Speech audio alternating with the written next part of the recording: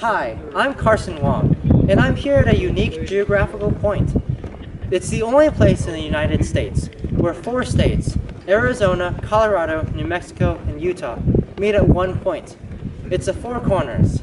But beside from fulfilling lots of bucket lists, this site has lent its name to the surrounding region where great art, history, nature, and culture are preserved. 4 UNESCO World Heritage Sites are within a 300-mile radius, and we're visiting all of them, and much more. We're journeying through the Four Corners, America's ancient encounters.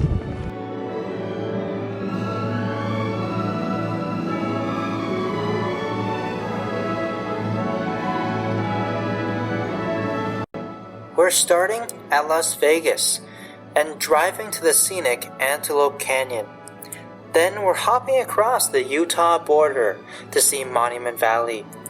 Afterward, we'll visit Mesa Verde, stop at the Four Corners Monument itself, gaze at the ruins of Chaco Canyon, tour Taos Pueblo and its surroundings, crawl through caves at Bandelier National Monument.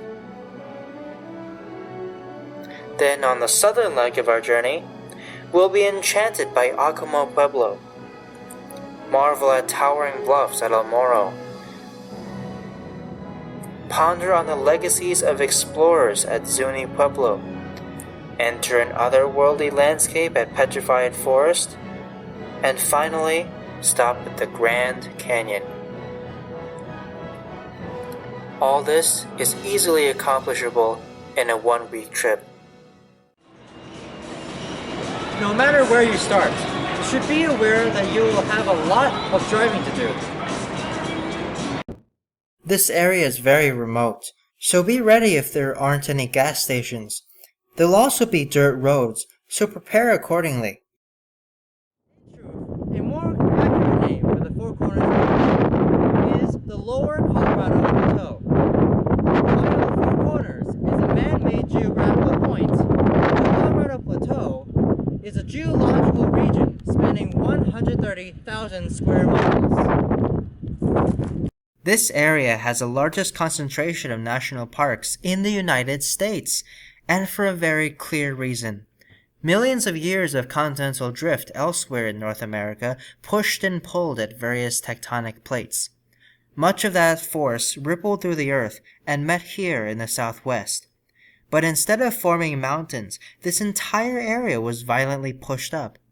The landscape that was left behind was filled with natural bridges, lone mesas and buttes, and rivers that would carve deep canyons. We'll begin our tour of Colorado Plateau geology in the otherworldly beauty of Antelope Canyon. Unlike the more famous Grand Canyon, this canyon is known as a slot canyon. These are narrow and were carved by fast-moving streams and wind. The speed of the water creates unexpected, smooth textured stone. To get in, you're going to have to book a tour, as this is Native American land. You will have the choice of the far more popular Upper Antelope or the cheaper, less crowded, but more difficult to reach Lower Antelope. And if you're taking the Upper Antelope, make sure you book ahead of time. Inside, the floor of the canyon is known as a popular training ground for photographers. The scenery is incredibly photogenic, so many come to see what they can capture. Next is Monument Valley. I'm here at one of the most photographed places in the world, and one that has been etched into our culture as an iconic set for westerns. $20 will get you into a 17-mile auto loop trail that will tour you around Monument Valley. This is John Ford's Point, which is named after one of the greatest directors of westerns in American history. He certainly loved this area because he's used it in 9 of his films, helping create some of the best and most memorable roles of John Wayne, Henry Fonda, and James Stewart. He was a rough, stern director, mysterious but intensely creative. His films inspired young filmmakers around the world, especially in Europe, where he was lauded as one of the most innovative filmmakers of his time. It's easy to see why he gravitated toward this place. Not only is it sublimely beautiful here, but the tall isolated buttes allow for dramatic shots of actors on horseback. Now it's time for the most intriguing part of the Four Corners region. This is Mesa Verde in Colorado, the single largest archaeological preserve in the United States. It preserves the ancient dwellings of the ancestral Puebloan people. For thousands of years, this area has been inhabited by Native Americans. When Mesa Verde was at its peak, the land was far more fertile, and the ancestral Puebloans supported themselves by farming. But in the 13th century, they began moving into the cliffs, building huge stone dwellings, perhaps in response to a terrible drought or a warfare. By the end of the century, Mesa Verde was abandoned. The great thing about Mesa Verde is that the park is open 24 hours a day. When you're here, make sure you get a guided tour of the various ruins. A must-see is Cliff Palace. The architecture here is amazing. Consider that all this masonry was made without iron tools. Now for the namesake itself, the Four Corners Monument. Some of you might want to skip this remote, unimpressive monument, especially for the $5 entrance fee and lack of running water. But, other than geographical novelty, the monument also offers a chance to sample some frybread. Frybread is a traditional Native American food, possibly of Navajo origin. It's usually fried in lard, probably not very healthy, but very delicious. Despite having abandoned many of their greatest cities, the ancestral Puebloan culture is far from dead. Today, descendants primarily live in New Mexico and pueblos, the Spanish-given name for their villages. We will visit several of these soon. True to their traditional beliefs, many of these descendants contend that their people emerged from the earth at a holy site, often pinpointed at Mesa Verde or this next place, Chaco Canyon. Getting to Chaco Canyon will include around 10 miles of rough, unmaintained dirt road. There is no food, fuel, or cell reception here, but stick it out and you will be thoroughly rewarded. Of course, the ancient Puebloans did not record their history, but archaeologists now believe that the Chaco settlement was at its peak centuries before Mesa Verde. In fact, it's believed that the cliff-dwelling architecture was developed here first and slowly spread across the region. It's amazing to see how complex Chacoan architecture was. It was complete with foundations, layered floors, flat roofs, and strong timber beams. Those beams helped stabilize the houses as they were stacked on top of each other to form multiple stories. The timbers were transported from faraway forests, and each wall contained sandstone blocks covered in adobe. Here would have been the most important and sacred place in each community, the kiva. They're like circular underground temples. The number of kivas would denote the importance of each community. Offerings would be placed inside an underground room. Now the entire ruin is sacred, a remembrance of a culture's past. Frank Lloyd Wright, America's greatest architect, created the idea of organic architecture. That was his approach of evaluating the landscape and environment around a building before beginning the design. He would often use local materials and extend the look of the environment inside the design. However, I think that centuries earlier, the Pueblo and Native Americans got pretty close.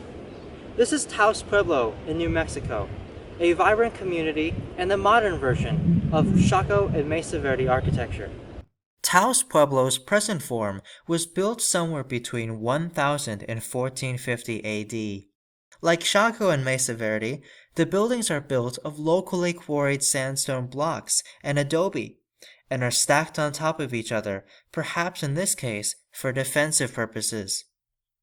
This becomes like organic architecture not just in that the form reflects the desert landscape, but also that they were specially built for a desert climate. The adobe acts as an insulation, so that the inside is easy to keep temperate through many vents and fireplaces. With all this innovation, the people here still live traditionally. For instance, The village still uses a local natural source of water, this stream. Now, two artists.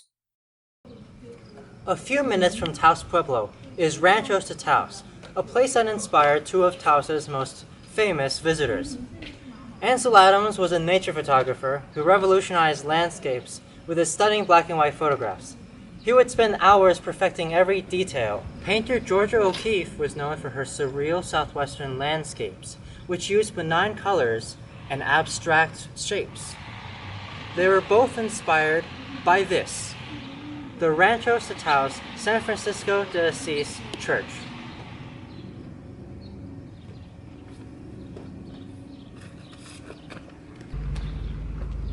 You know, I've always wanted to recreate the famous Ansel Adams shot at the gate of this church, and here I am. More famous than the actual church itself is the back of the church. O'Keeffe and Adams are both taken aback by the odd beauty of this view. Despite the lack of decoration, the stark geometry seems to dwarf the viewer and clash with the sky.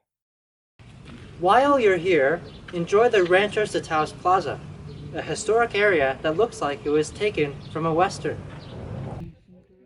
Next up, we're hiking Bandelier National Monument. Here, cliffs of looser volcanic ash naturally form small caves or caveates. Native Americans then carved them into homes, complete with fireplaces and windows. Today, you can climb inside these ancient cave dwellings.